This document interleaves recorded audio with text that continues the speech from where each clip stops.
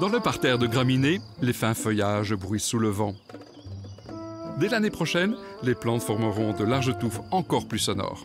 À proximité, des floraisons mellifères sont visitées durant l'été par les abeilles bourdonnantes.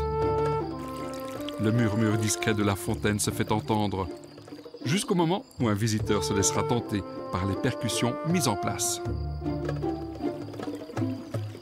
Le premier sens sollicité dans le jardin est l'ouïe. Je me suis rendu compte que beaucoup de jardins dans la région, voire dans le pays, c'était toucher vraiment les 3 sens, et moi je voulais vraiment toucher les 5 sens.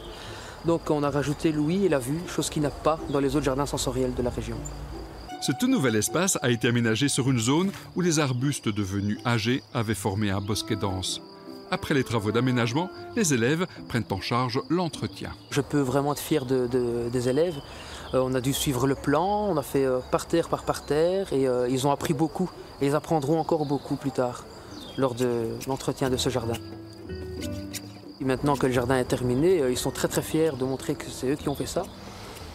Donc j'espère qu'ils seront encore plus motivés pour après l'entretenir, bien sûr. Voici la zone réservée au toucher. L'oreille d'ours en est la plante emblématique avec ses feuilles à l'étonnante douceur. L'école a bénéficié de l'aide de la province pour la conception du jardin, le choix des plantations et la réalisation technique. On enlève ses chaussures et chaussettes pour parcourir pieds nus le sentier aux différents reliefs. Nombreuses sont les possibilités pour le toucher. Tout ce qui est paillage, au niveau des végétaux, vous allez retrouver différentes sortes d'écorces, les fleurs, je pense aux fleurs des graminées qui sont intéressantes au toucher, le feuillage. Il y a vraiment des choses très intéressantes à faire avec des végétaux. Après le toucher, l'odorat. Un parterre surélevé met à la portée des mains des personnes malvoyantes un ensemble de plantes aromatiques. Il suffit d'y plonger les doigts pour percevoir des arômes bien connus ou à découvrir.